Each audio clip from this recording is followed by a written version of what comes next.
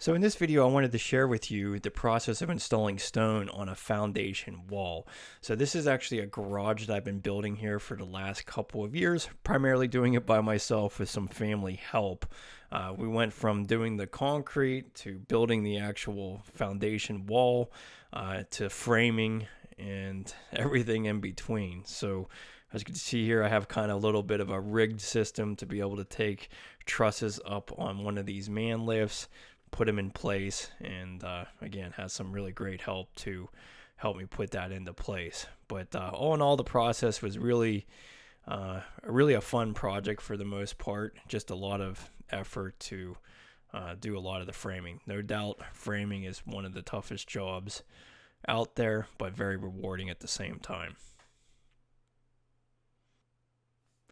So I'm really excited for what's to come. In the top of this garage will be the Bathroom Remodeling teacher's studio, and really excited to share with all the content I'll be creating in there. But getting back to the wall, this is really something that will help you out if you're planning on doing something similar.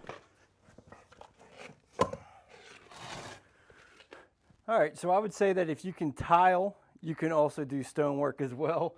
And since I am a tile setter, I like to use thin set. I'm actually using Ardex X5 to adhere this. And the big thing about this is I'm not really doing much chiseling of any sort. I am just literally kind of piecing them together. And if I have some bigger grout joints, it's just kind of the character of the wall that I'm building. So you don't have to necessarily keep everything even. The more precise you are, the better it can look. But I am kind of looking for like a natural type of look here. So really, it's the same process as tiling. I'm just coating the back wall and burning that thin set into the substrate before I get started. And yeah, you're going to go through quite a bit of thin set using this, for the stone. But I just like the sticky consistency of it, and it just makes it easier to keep the stones in place. So I also kind of back butter my stones as well, and then just kind of place them in and get them as close to each other as possible.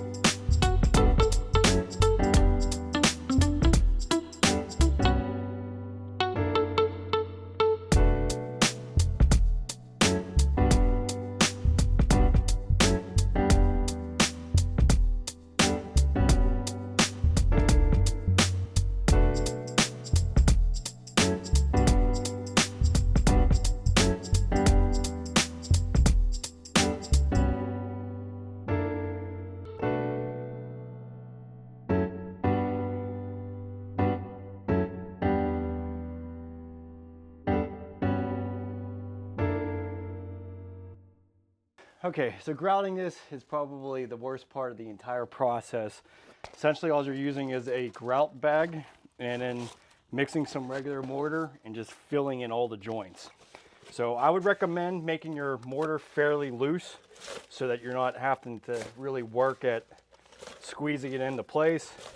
And then the big key is just allowing this to set and kind of dry before you go sponging it and removing the rest. So really not too much anything fun about it.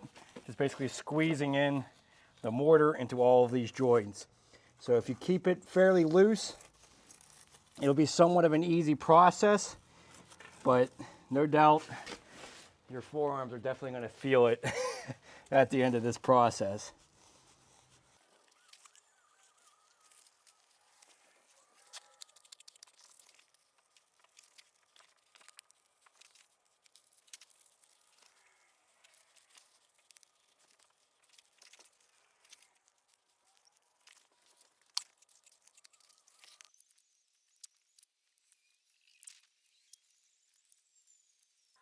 You see here, basically just filling all those joints.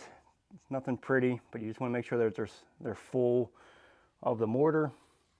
And then we'll go, once this dries, I'll show you when to go about feathering all that out. Now you can see over here, I definitely have a lot of mortar that's still on the stone, and we're going to address that after we do this entire wall. So don't worry about it too much being on the surface of the stone. We'll be able to address that and make it look good.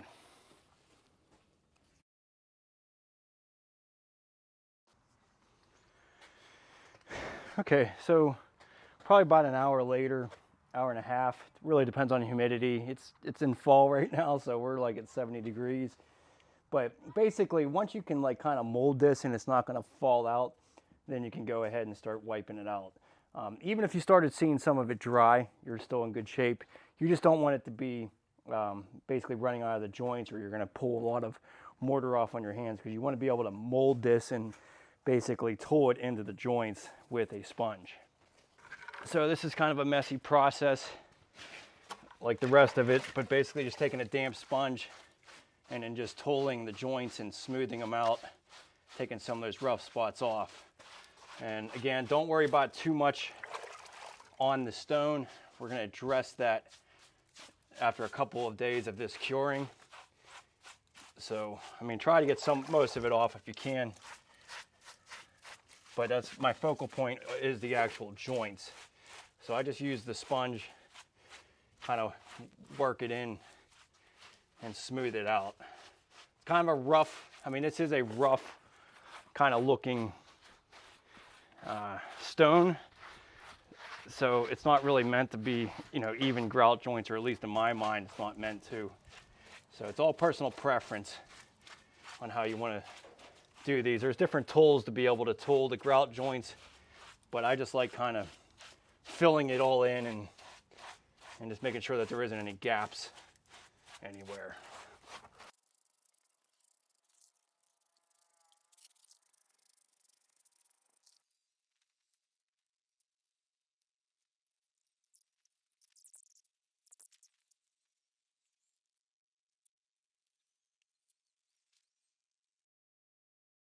Okay, so there's a lot of remnants of the mortar over all of this stone. So now we have to basically power wash this and get rid of all that lime. But the first thing I want to do is use some muratic acid.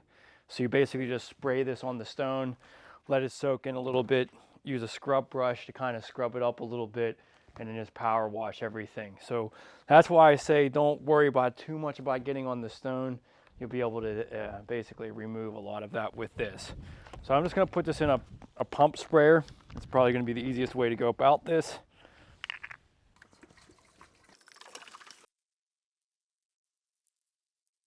So I'm just going to take a scrub brush and just scrub all these stones before I power wash them. So that muratic acid has been on here for about a half an hour now, or 20 minutes. So by the time I go power washing, it'll be about a half an hour.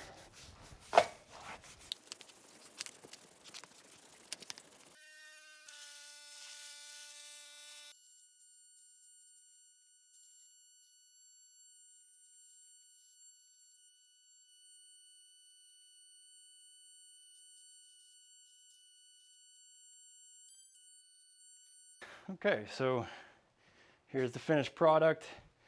Still a little bit of mortar on there. You know, you can honestly go ahead and do another round of muratic acid and get this thing completely clean, but this is good enough for me. You know, over time all that stuff will wear out, But yeah, next project is get this wood-fired hot tub getting working here for the winter here. So you could do a chimney like this as well. So this takes a lot more effort to put it on the actual chimney, but same concept, same process. I did this about a year ago. So, but natural stone definitely is worth the effort.